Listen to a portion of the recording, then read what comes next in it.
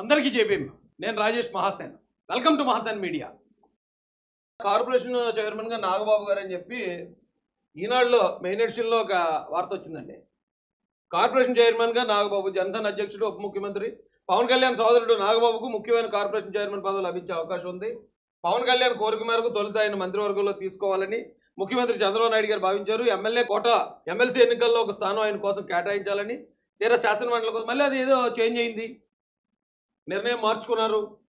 Corporation chairman అట అని ఈనాడు వారేశారు. అలాగే ఏబిఎన్లో చూస్తే రాజ్యసభకు నాగబాబు అని వేశారు.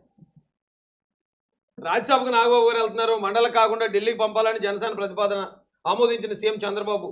సాయిరెడ్డి వైదొలిగిన స్థానంలో ఎంపిక. అక్కడ బీజేపీ పోటీ చేస్తుందని ప్రచారం. ఒకవేళ నాగబాబుకి ఇస్తే బీజేపీకి ఎమ్మెల్సీ, అటు టీడీపీలో భారీగా ఆశావాహులని చెప్పి ఇందులో ఒక న్యూస్ వేశారు. అంటే ఒక్కొక్కరికి వచ్చిన సమాచారం ప్రకారం చేస్తారు. ఆయన రాజ్యసభ ఇస్తారని కొంతమంది అనుకున్నారు, లేదు ఎమ్మెల్సీకి పంపించి మినిస్ట్రీ చేస్తారని మరికొందరు అనుకున్నారు. అయితే మరి ఈనాడు వారికి చైర్మన్ అని వెళ్ళింది ఇన్ఫర్మేషన్, ఏబిఎన్ వారికి రాజ్యసభ అని వచ్చింది. అయితే ఇదే పరిస్థితుల్లో జనసేన అఫీషియల్ నుంచి ఒక పోస్ట్ పెట్టారు. జనసేన అఫీషియల్లో వచ్చిన పోస్ట్ ఏంటి? ఎమ్మెల్సీ అభ్యర్థిగా శ్రీ కొణిదెల నాగబాబు గారి పేరు ఖరారు చేశారు.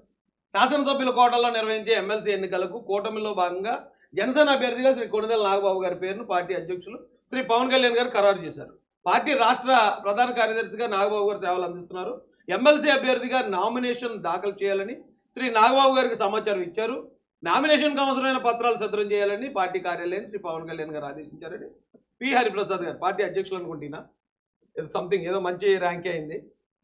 నాకు తెలిసి ఇదే కన్ఫర్మ్. ఇది ఎందుకంటే ఇప్పుడు లేటెస్ట్గా వచ్చిన న్యూస్ ఇది. పేపర్లో అంటే నేను ఈవినింగ్కి మాట్లాడుకున్న మాటలో వచ్చిన సమాచారం ప్రకారం ఈరోజు ఉదయం పేపర్లో వస్తుంది. కానీ ఇది 43 minutes అయింది, 1 hour లోపే పెట్టారు. సో మనం అనుకున్నట్టు, గతంలో అనుకున్నట్టే ఈయనకి ఎమ్మెల్సీ ఇచ్చి ఒకవేళ మంత్రి చేసే అవకాశాలు ఉండొచ్చు. మహాసేన మీడియా నుంచి నాగబాబు గారికి కూడా హృదయపూర్వక శుభాకాంక్షలు తెలియజేస్తున్నాం.